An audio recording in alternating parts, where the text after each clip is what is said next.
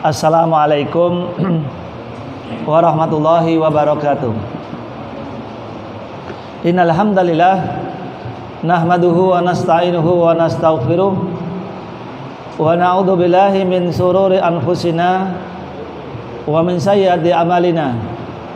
Man yahdihillahu fala mudhillalah wa man yudlil fala hadiyalah. Asyhadu an la ilaha illallah wahdahu la syarikalah wa asyhadu anna Muhammadan abduhu wa rasuluh. Allahumma shalli ala Muhammad wa ala ali Muhammad wa ashabi ajma'in wa man tabi'ahum bi ihsanin ila yaumiddin. Amma ba'd. Ma'asyiral muslimin wal muslimat, jamaah salat maghrib yang semoga senantiasa dirahmati dan diberkahi oleh Allah Subhanahu wa taala. Alhamdulillahirabbil alamin.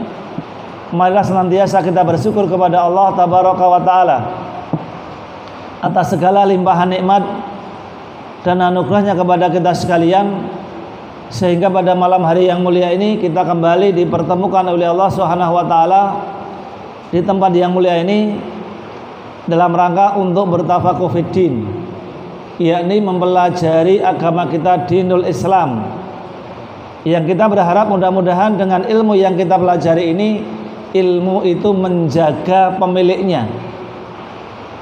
Maknanya apa?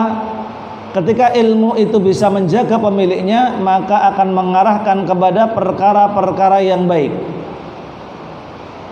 dan akan menjaga pelakunya ketika akan melakukan perbuatan-perbuatan yang diharamkan oleh Allah Subhanahu wa taala. Ilmu mengingatkan pemiliknya kepada perkara-perkara kebaikan. Maka diharapkan ketika seorang itu senantiasa dia mau belajar ilmu agama, duduk di majelis ilmu, diharapkan dia senantiasa istiqomah di atas kebaikan sampai kematian menjemputnya. Karena perkara yang bisa mengantarkan seorang bisa istiqomah di atas kebaikan adalah salah satunya dengan duduk di majelis ilmu. Mudah-mudahan Allah senantiasa memberikan kepada kita hidayah taufik dan keistiqomahan di atas jalan menuntut ilmu, amin. Kemudian salawat dan salam semoga senantiasa tercurahkan kepada junjungan Nabi besar kita Nabi Muhammad sallallahu alaihi wa ala alihi wasallam beserta seluruh keluarganya, para sahabatnya dan seluruh pengikutnya hingga akhir zaman, yang menjadikan beliau sebagai uswatun hasanah, suri tauladan dalam mengarungi kehidupan dunia hingga datangnya hari kiamat. Ma'asyiral muslimin wal muslimat rahimani wa rahimakumullah. Ngapunten rada banter nggih niki kita ayat Jawa. Rada bengok-bengok boten mirang kendaan. Tapi kita masuk kaidah Quran yang lainnya, yakni wa qulu linnasi husna, dan ucapkanlah kepada manusia husna, ucapan yang baik. Ya, ucapan yang baik. Di sini ada bentuk perintah. Wa qulu, ucapkan oleh kalian linnas. Linnas di sini bermakna umum. Ya, karena menggunakan apa? Yang pertama alif lam istighraqiyah yang bermakna umum, yang kedua menggunakan jamak. Berarti seluruh manusia tanpa terkecuali. Kecuali nanti dalam beberapa keadaan. Intinya kaidah ini menghasut kepada kita untuk kita berucap yang baik kepada seluruh manusia. Kenapa kita harus berucap yang baik kepada manusia? Karena kasratu ta'amulatihi al-yaumiyah, yakni bikalam atau biqaul. Karena kebanyakan seorang itu bermuamalah dengan manusia tiap hari. Ketika dia bermuamalah itu mesti dia berkata, berucap. Ya, tidak mungkin kok ketemu sama orang apa bisu, tidak mungkin. Mesti apa? Dia berbicara. Maka ketika seorang itu dia menggunakan kesempatan ketika berjumpa dengan manusia, dia berkata yang baik, berkata yang lemah lembut, berucap yang berfaedah, menjadikan seorang itu senang, bahagia, maka banyak kebaikan yang dia dapat. Makanya di sini bentuknya perintah. Dan kaidah nanti di dalam usul fikih al-asru fil amr lil wujub. Asal perintah itu apa? Wajib. Maka ini menunjukkan kepada kita bahwasanya apa? Berkata baik kepada seluruh manusia ini merupakan perkara yang wajib. Ya, tidak ada pilihan yang lain kecuali dia harus berkata yang baik. Dan ketika seorang itu mau berkata yang baik, tadi sudah kita singgung, dia akan mendapatkan keutamaan yang banyak. Maka masya Allah ya, dari lisan kita ini ternyata kalau bisa kita memanfaatkan dengan baik, maka kita akan mendapatkan keutamaan yang banyak, kebaikan yang banyak. Apa keutamaannya? Di antaranya ini disebutkan bahasanya orang yang paling lembut ucapannya, paling bagus ucapannya, maka dia mendapatkan satu kamar yang ada di dalam surga.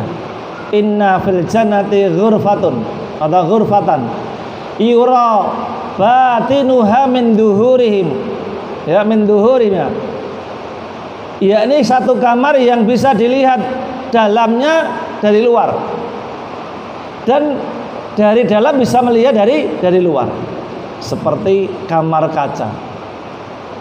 Insyaallah ya, jangan dibayangkan wah kok ketok kabeh no.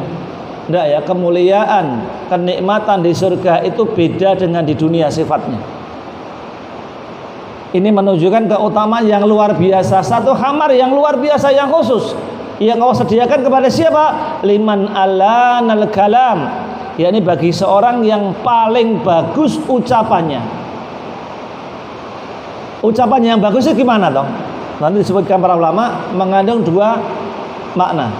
Yang pertama al-husnu fi hayatihi wa fi maknahu. Dua. Seorang dikatakan berucap baik, berkata bagus kepada orang lain kalau mencakup dua hal. Yang pertama bagus dari sisi penyampaiannya, caranya itu bagus. Dengan cara apa?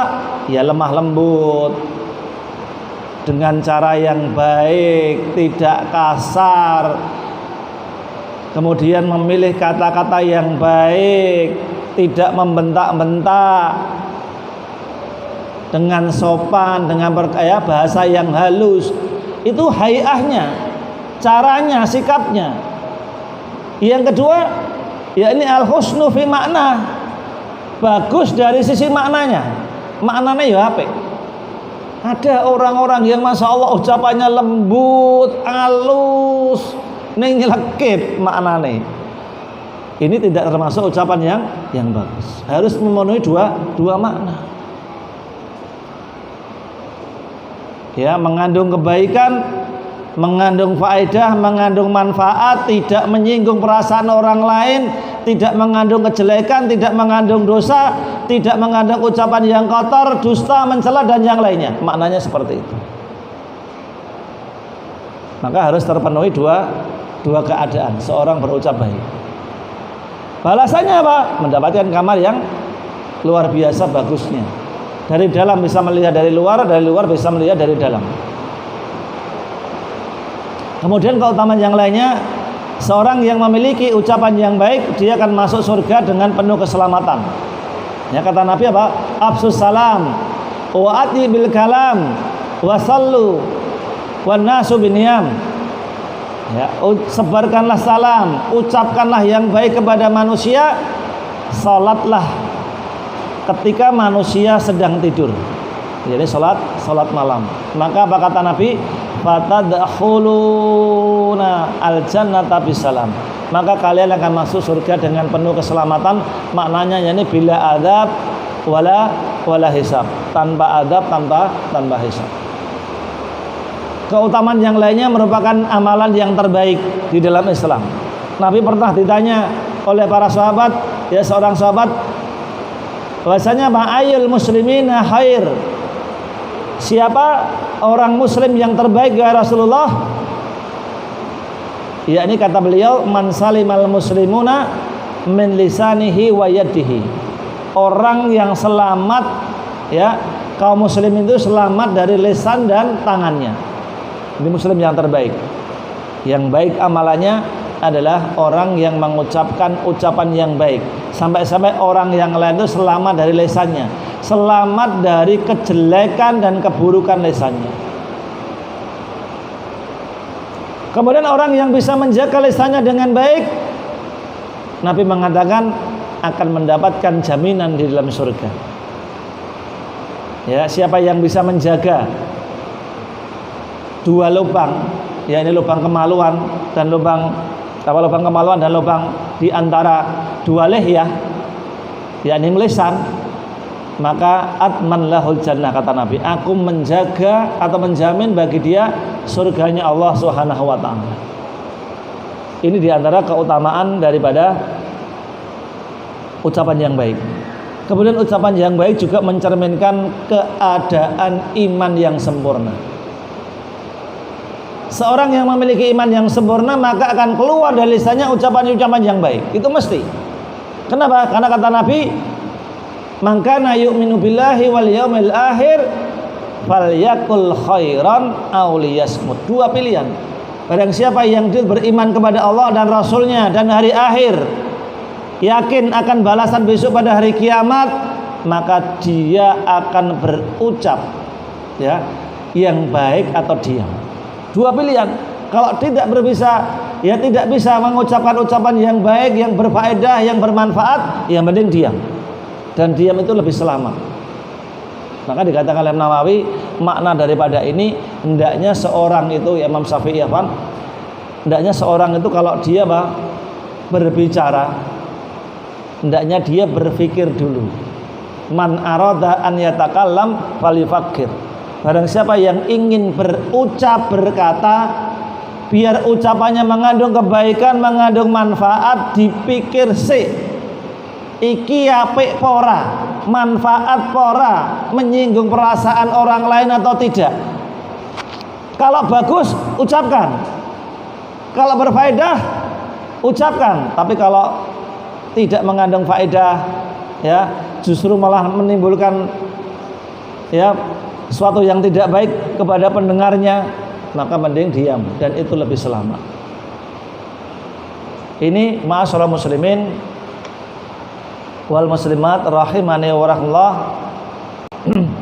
Ya, kenapa kita diperintahkan oleh Allah Subhanahu wa taala? Karena orang yang mengucapkan amalan, ya, mengucapkan ucapan yang baik, ini mendapatkan keutamaan yang banyak di sisi Allah Subhanahu wa taala. Sebaliknya orang-orang yang tidak bisa menjaga lisannya dengan baik, maka kerusakan yang banyak akan ditimbulkan. Ya, betapa banyak nanti dalam nas-nas menyebutkan, ya, orang-orang yang tidak bisa menjaga lisannya dengan baik, walaupun amalannya itu baik, amalannya banyak, tapi kalau lisannya senang mendolimi orang lain, senang menyinggung perasaan orang lain, maka kata Nabi apa? La khairalah. Ada seorang wanita yang Masya Allah dilaporkan sama Nabi, ada seorang wanita yang ahli syam, ahli puasa, ahli qiyam, ahli sholat malam, tapi lisannya jelek, wahai Nabi. Senang, ya, mencela si fulan, senang menyinggung perasaan si fulan, senang menghibah si fulan. Apa kata Nabi? La khairalah. Tidak ada kebaikan baginya. Gopo kan gitu. Kenapa? Karena amalan yang sedemikian baik, sedemikian bagus itu akan hilang kebaikannya, pahalanya ketika bersamaan hal itu lisannya apa? Lisannya mendolimi orang lain. Ya, pernah kita sampaikan, maka Pak,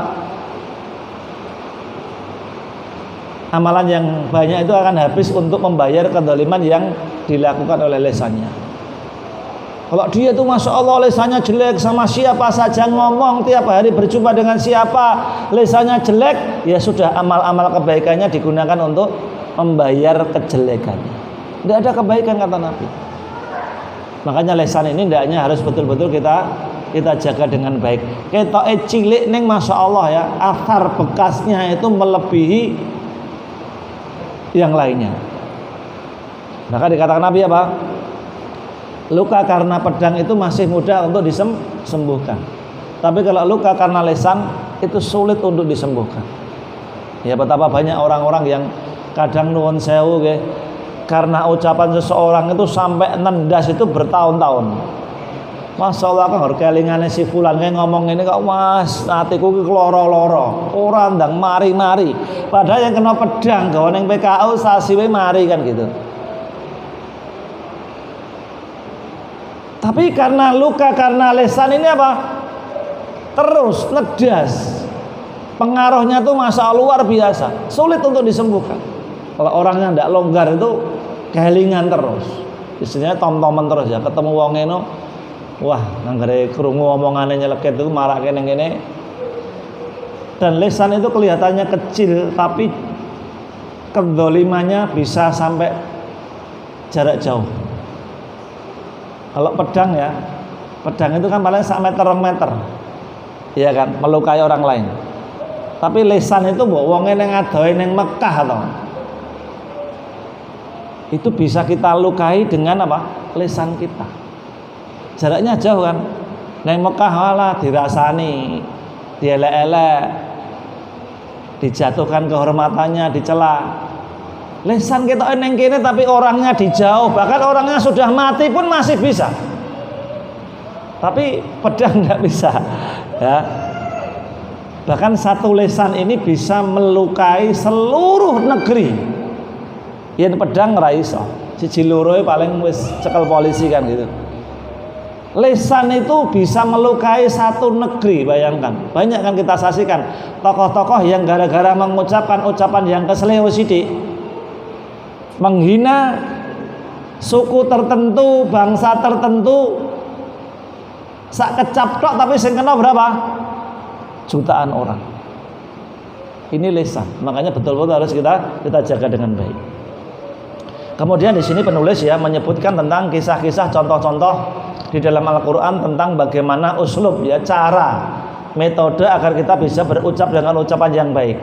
Di antaranya ini disebutkan tentang kisahnya Nabi Musa alaihissalam ketika beliau mendatangi Fir'aun. Bayangkan, Fir'aun orang yang sangat kejam, sangat bengis, sangat bejat. Nabi Musa ketika mendatangi diperintahkan apa? Wa qula qaulan layyinan. Ucapkanlah kalian berdua hai Nabi Musa Nabi Harun dengan ucapan yang lemah lembut. Layyin itu ucapan yang lemah lembut, ucapan yang bagus. Bahkan nanti kalau kita lihat di dalam Al-Qur'an bagaimana uslub beliau berdua ketika mendakwai Fir'aun laknatullah alaih itu dengan lemah lembut, dengan ucapan yang bagus. Kita lihat Fir'aun kan seorang yang memiliki kedudukan, memiliki kekuasaan, sombongnya luar biasa. Maka tidak bisa ketika dia ya ingin mendakwai Fir'aun dengan langsung disalahkan, langsung diajak, tidak bisa. Tapi apa? Dengan bentuk penawaran, bukan perintah. Ini uslub ya. Maka nanti disebutkan di dalam ayat faqul halaka ila antazakka. Maukah kamu ya menjadi orang-orang yang mensucikan diri? Ini bentuk penawaran ya, bukan perintah, bukan menyalahkan, bukan mengajak, tapi apa? Menawarkan. Karena Fir'aun itu masya Allah orang yang sombong, orang yang memiliki kedudukan, orang yang memiliki kekuasaan, memiliki derajat, sedangkan Fir'aun merasa direndah. Itu kalau langsung diajak, langsung diperintahkan tidak mau. Tapi bentuknya apa? Penawaran. Faqul halaka ila antazakka wa ahdiyaka ila rabbika fatahsa. Kalau kamu mau menjadi orang yang mensucikan diri, maka aku akan menunjukkan kamu kepada jalan Rabbmu sehingga kamu menjadi orang yang takut kepada Allah Subhanahu wa taala. Masya Allah, usul yang bagus, ucapan yang baik. Atasnya kepada orang yang bejat, orang yang bengis, kejam. Ini salah satu contoh ya yang penulis bawakan untuk ya mendukung kepada kaidah ini. Kemudian juga kisahnya nanti ketika Nabi Ibrahim menghadapi orang tuanya yang sedang marah. Jadi kita ketika ngomong sama orang yang marah pun itu harus pakai ya ilmu, harus lemah lembut. Karena kalau kita menghadapi orang yang marah kepada kita, kok kita lawan dengan suara yang keras pula, tidak baik. Ya, mesti akan terjadi perkara yang tidak baik. Kita lihat ya, kisahnya nanti disebutkan ketika bapaknya mengatakan lain lam tantahi la arjumannak. Seandainya kamu tidak menghentikan perbuatanmu, ini bentuk kemarahan orang tuanya kepada siapa? Nabi Ibrahim. La arjumannak, maka kamu akan aku rajam.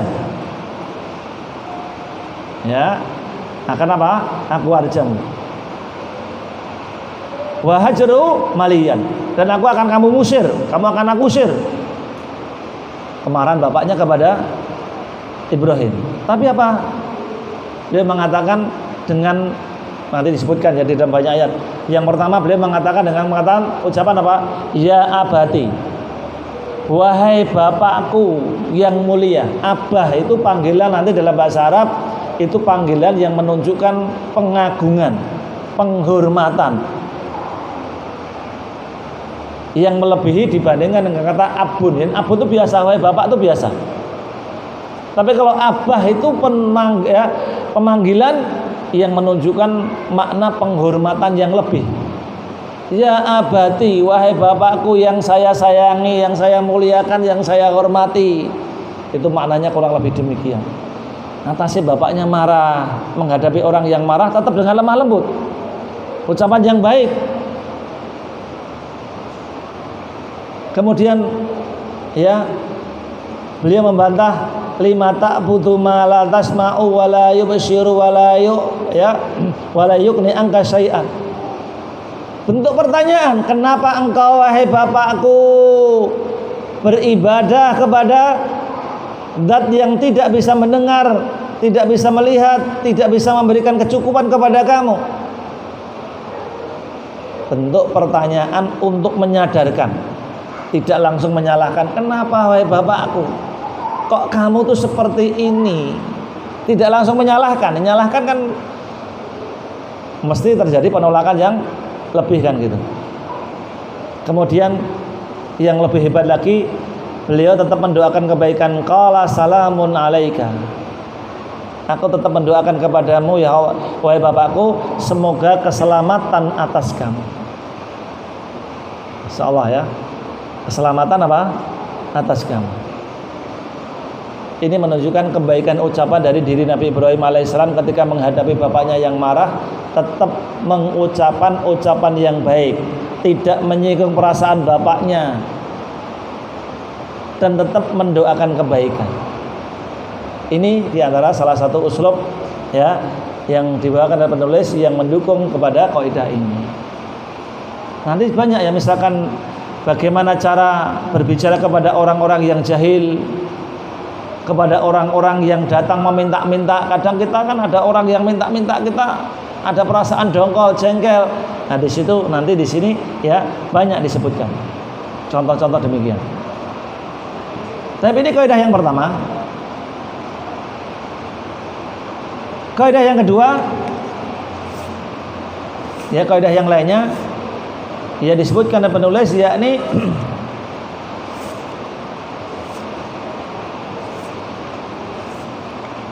wasulhu khair, dan perdamaian itu lebih baik ya. As-sulh itu perdamaian, dan ini ibadah yang agung. Sulh itu bisa bermakna mendamaikan atau dia berdamai. Dan kaidah ini kalau diterapkan di dalam kehidupan kita akan terjadi kedamaian, ketenteraman di masyarakat, di rumah tangga, di lingkungan manapun. Ya, ketika amalan asluh di sini, perdamaian ini ketika terjadi pertikaian, maka akan terjadi ketenangan. Dan di sini ya kaidah ini diambil dari surat An-Nisa ayat 128. yang asalnya yakni terkait dengan apa? Kehidupan rumah tangga. Disebutkan wa in imra'atun khafat min ba'liha nuzuzan au i'radan fala junaha 'alaihima an yusliha bainahuma sulha wa sulhu khair. Disebutkan. Dan jika ada seorang istri atau wanita yang takut suaminya akan berbuat nusus, berbuat zalim, maka tidak ada dosa bagi keduanya ketika mereka itu apa? Mengadakan perdamaian. Dan perdamaian itu lebih baik. Wa uhdiratil anfusus suh. Dan terkadang jiwa ini masih memiliki suh.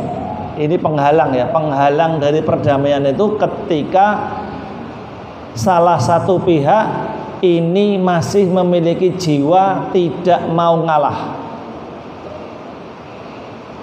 Pengennya haknya dipenuhi. Makanya setelah disebutkan wasulhu khair dan perdamaian itu lebih baik kalau jiwa ini tidak memiliki apa? Sifat suh. Ya, ini pengennya menang sendiri, pengennya haknya dipenuhi. Ini sifat suh. Makanya ma'asyiral muslimin, makna daripada kaidah ini kata beliau secara asal ini terkait dengan apa? Kehidupan rumah tangga. Idza khafat al-mar'atu nusuzan zaujiha. Jika seorang istri itu takut terhadap suaminya akan berbuat nusus, tarafuhu anha wa adama raghbatihi fiha wa i'radihi anha fal ahsan fil hadhil halah an yusliha bainahuma sulha. Maka hendaknya ya ada salah satu yang dia itu ngalah. Supaya apa? Agar terjadi perdamaian di antara keduanya. Dengan cara apa? Bi antas mahal mar'atu an ba'di huquqiha al-lazimah li zawjiha ala wajhi tabqi ma'a zawjiha. Dengan cara bisa misalkan apa? Merelakan hak-haknya. Merelakan apa? Hak-haknya ketika dia misalkan sebagai istri yang kedua atau ketiga, ya wes lah daripada terjadi perceraian, apa namanya, saya tak ngalah, hak saya berikan kepada istri yang lain. Ini sebagaimana yang dilakukan oleh istri Rasulullah Sallallahu Alaihi Wasallam, yakni Saudah.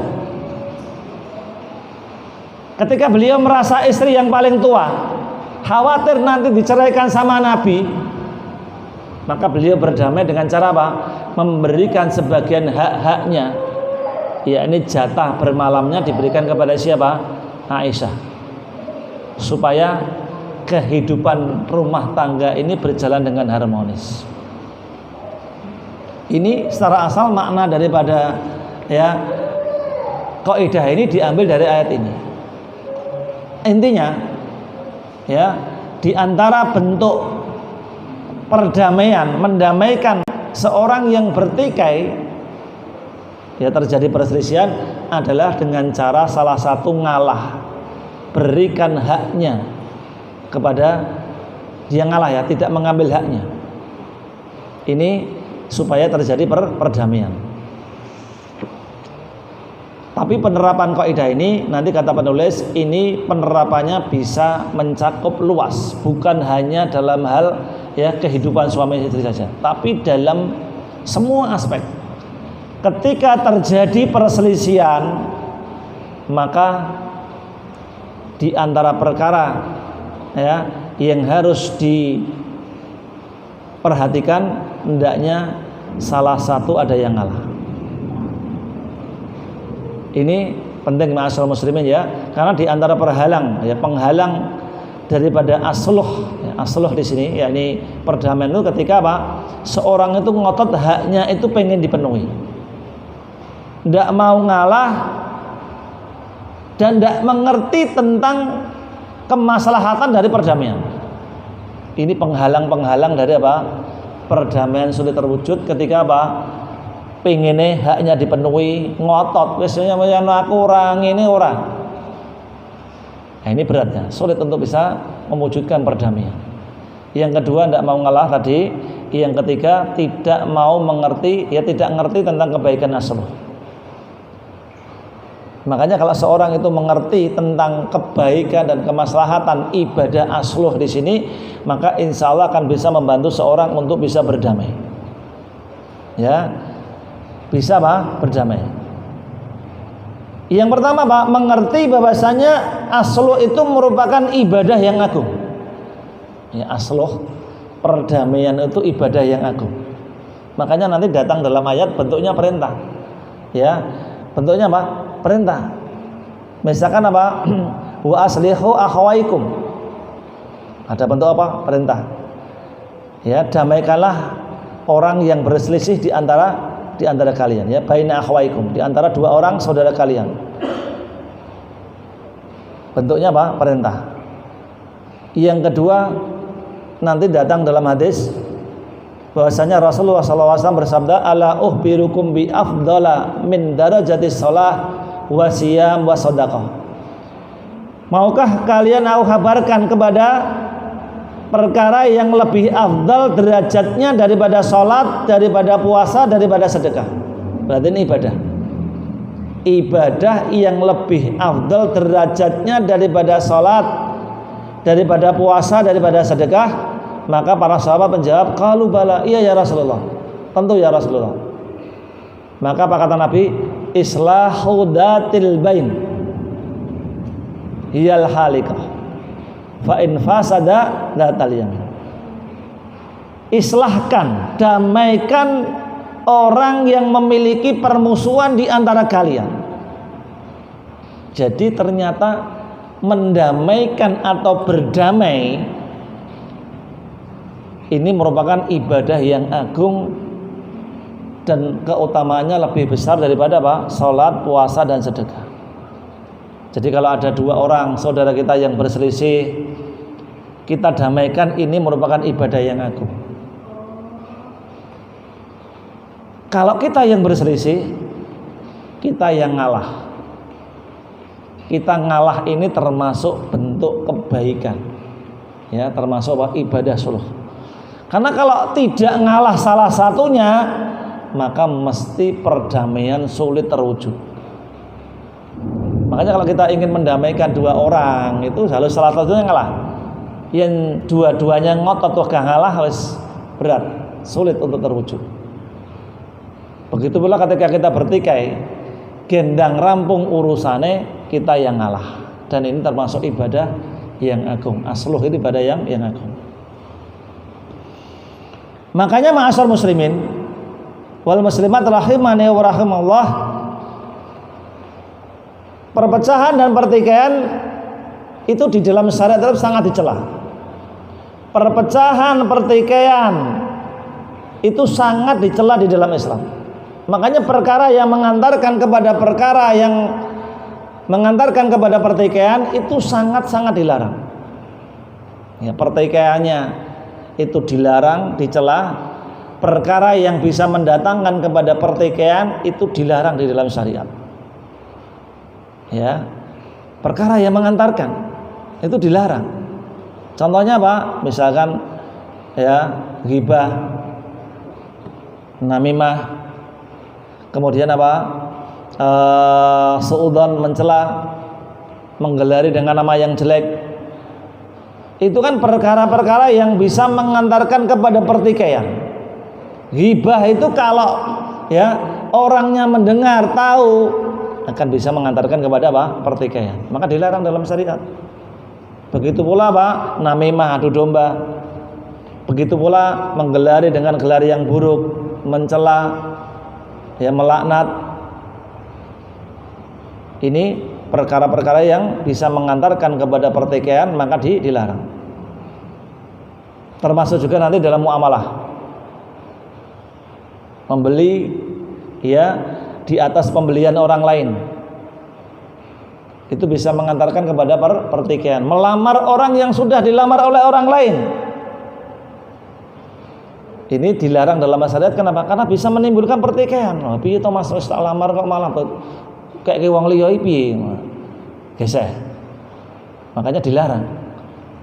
Jual beli juga seperti itu. Wis tak tuku, wis tak DP kok malah mbok kayak wong liya. Ini perkara yang bisa mengantarkan kepada pertikaian, maka dilarang. Riba, jual beli nanti sistem ya ijon, ya jual beli sistem ijon itu kenapa dilarang? Salah satunya karena ini bisa mengantarkan kepada pertikaian.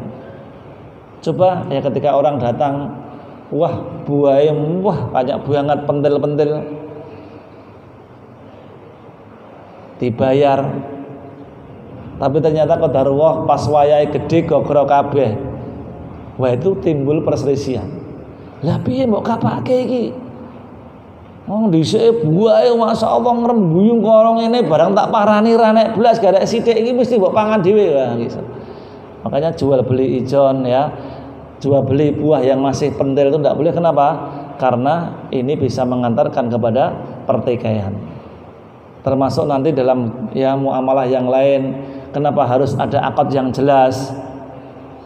Hutang piutang kenapa harus ada seorang yang menulisnya, katibnya, ada saksinya, supaya apa? Dihindari daripada yang namanya pertikaian. Termasuk jual beli curang, ya. Curang itu juga termasuk. Kenapa dilarang? Karena bisa menimbulkan pertikaian. Kemudian ma'asyiral muslimin rahimani wa rahimakumullah, di antara kebaikan daripada amalan asluh ini, ya agar bisa terjadi amalan perdamaian, kita mengetahui keutamaannya. Di antaranya apa? Mendatangkan rahmat Allah Subhanahu wa taala. Ya maka dikatakan apa? Wa aslihu baina akhwaikum. Apa ayat setelahnya? Dikatakan wattaqullaha la'allakum turhamun. Dan takutlah kalian kepada Allah. Bertakwalah kalian kepada Allah supaya mendapatkan rahmat dari Allah Subhanahu wa taala. Maka ayat ini ditutup dengan kata apa? Turhamun.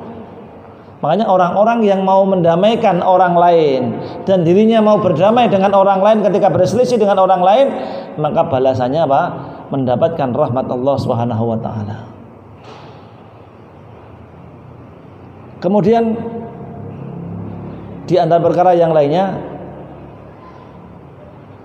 yakni bolehnya seorang itu berdusta untuk mendamaikan, ya, sampai-sampai ya amalan yang suluh ini amalan yang sangat dianjurkan dan memiliki keutamaan, kemaslahatan, sampai-sampai orang itu boleh berdusta dalam rangka untuk mendamaikan orang yang berselisih. Kata Nabi, la yahillul kadzib illa salatin. Tidak dibolehkan seorang itu berdusta kecuali dalam 3 keadaan. Yang pertama, ketika seorang suami atau istri itu dalam keadaan apa? Berdusta, tapi tujuannya untuk baik, gombal lah istilahnya ya. Boleh. Ketika ditanya, Mas piye masakane? Enak apa ora? Jane ya ngalor ngidul. Wah masyaallah serane masakan sak kampung kene iki ana sing ngalahke masakanmu ya, gombal kan itu. Itu dibolehkan. Dalam rangka apa? Untuk menjaga keharmonisan rumah tangga. Yang kedua yakni lil qital, untuk peperangan. Boleh seorang itu mengadakan kedustaan sebagaimana kisahnya Ali. Ya. Itu ketika berperang beliau menggunakan apa? Tipuan, kedustaan. Ya, dengan cara ya yakni menaruhkan pedang di belakangnya seakan-akan dia saya tidak membawa apa-apa, tapi ternyata pedangnya ditaruh di belakang, kemudian dekat sahabat. Ini dalam peperangan boleh seorang itu mengadakan kedustaan. Ini sebagai apa? Strategi untuk berperang. Kemudian yang ketiga, yakni mendamaikan 2 orang yang berselisih. Si A sama si B berselisih. Kita mengadakan kedustaan kepada 2 orang ini agar mereka damai, boleh. Kita ngomong kepada si A, si B itu jane masya Allah karo kowe iki jane pengine ndang damai. Tenan. Jane ya ndak ada. Ya, kata seperti itu. Datang kepada si B, si A tuh jane karo kowe yo pengen ndang damai, ndang rampung urusane. Tenan. Akhirnya damai. Walaupun dengan cara apa? Kedustaan ini termasuk perkara yang dibenarkan dalam syariat, dibolehkan. Kemudian di antara perkara yang lainnya, di antara kemaslahatan daripada ibadah asloh di sini, seorang yang mudah memaafkan,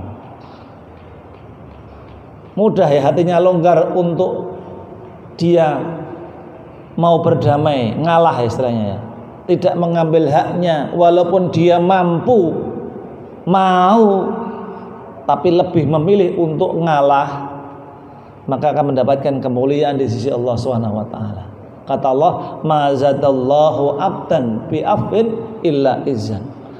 Tidaklah Allah menambah seorang hamba yang mudah memaafkan kecuali Allah akan menambahkan apa? Kemuliaan. Makanya orang-orang yang seneng ya memberikan maaf, seneng ngalah, walaupun mampu untuk membalas, mampu untuk menuntut, dan dibolehkan, dibenarkan dalam syariat, ning dia tidak mau mengambil seperti itu, lebih becik ngalah lah daripada ngurusannya dadi dawa, randang rampung-rampung.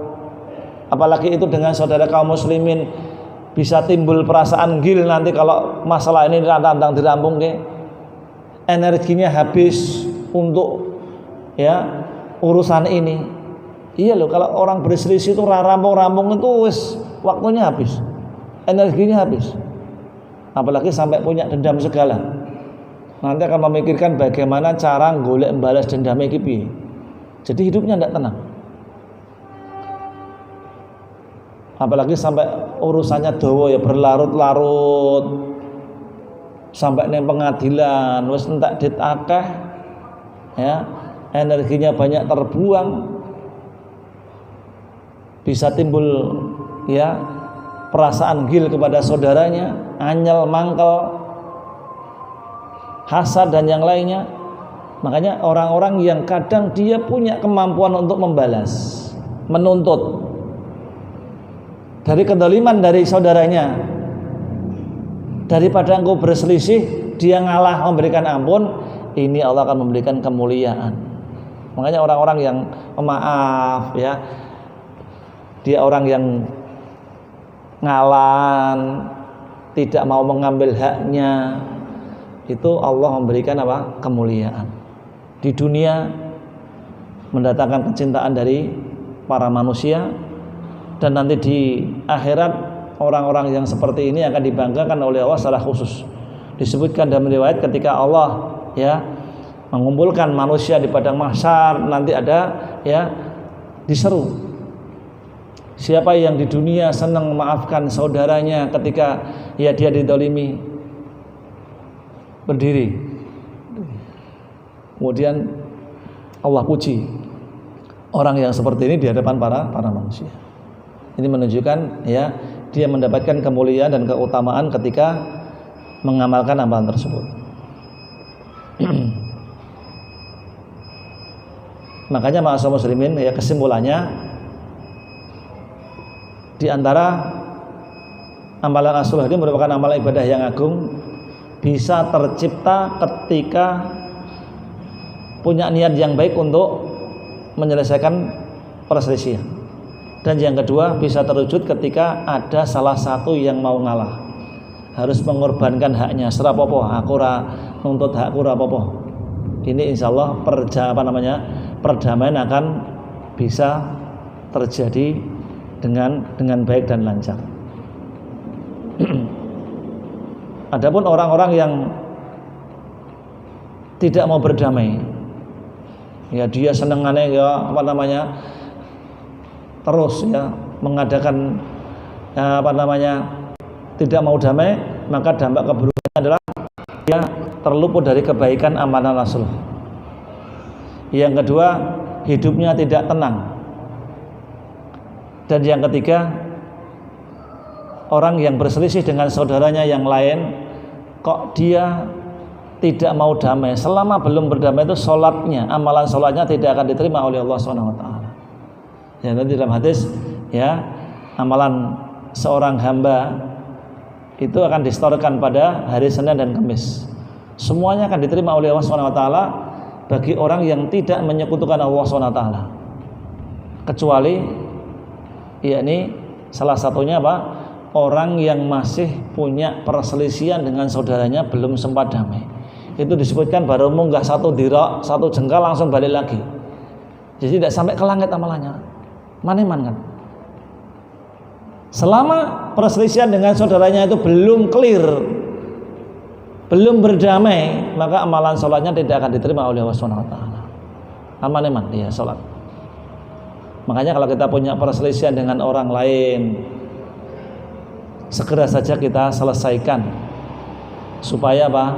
Hidup kita tenang, supaya ya kita mendapatkan kebaikan dari amalan sulh tadi, dan juga amal-amal sholat kita segera diterima oleh Allah SWT. Karena kalau amalan itu tidak ya perselisihan tidak segera ya kita tunaikan, maka iman-iman ya amalan sholat kita tidak diterima oleh Allah SWT sampai kita berdamai.